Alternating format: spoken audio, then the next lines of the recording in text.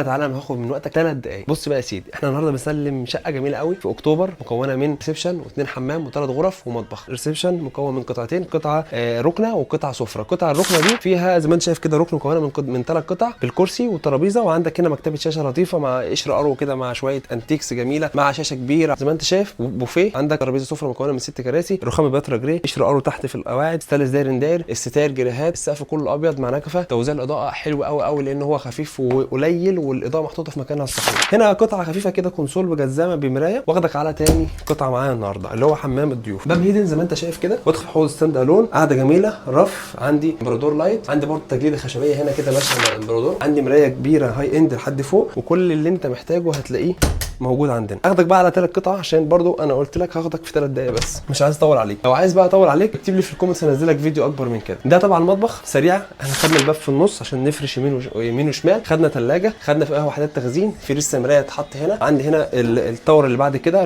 الفرن والميكروويف، عندي وحدات تخزين كبيره جدا هنا، عندي طبعا هنا الهود، عندي مساحات تخزين كتيره، عندي مثلث الحركه متحقق، عندي برضو هنا الشغل هنا بتاع كله واخد فيه مساحات تخزين كبيره جدا برضو ما اطولش عليك، وتوزيع الاضاءه برضو حاجه حلوه قوي. تعال اخدك بقى على اول غرفه معايا اللي هي غرفه اطفال. غرفه اطفال مكونه من سريرين، واحد بترولي واحد روز زي ما انت شايف، البلد كرر حلو قوي. طبعا في هنا مفرش زي ده كده بس ناقص، هيكون نفس الالوان دي، وبرده زي ما انت شايف حتى السجاد واخد من بلد كرر بتاعي. عندك جريهات هنا غامقه، الستاير برده ماشيه في الشقه كلها نفس الستايل عشان تديك برده روح الميكس والماتشنج مع بعض. عندك برده هنا اتش بي ال حته جميله جدا، كل الظهر دي تجليده كلها بورق حائط هنا بفريز اسود، طالع شيك قوي ماشي مع التركات اللي موجوده في السقف. اخدك بقى على ثاني غرفه معايا اللي هي غرفه الماستر. غرفه ماستر مكونه من 2 كومود، سرير كبير، عندك هنا بقى شوف مساحات التخزين مستخدمينها ازاي، عندك هنا دريسنج قطعه واحده، عندك تسريحه في الممر ده عشان ممر الحركه يبقى سهل وسلس معايا. انا ممكن ادخل كمان الكرسي ده جوه بس مش عايز ادخله. عندك هنا بقى مساحات تخزين زي ما انت شايف كبيره جدا، كذا ضلفه ومساحات تخزين فوق، وبرده عملت سيمتريه ما بين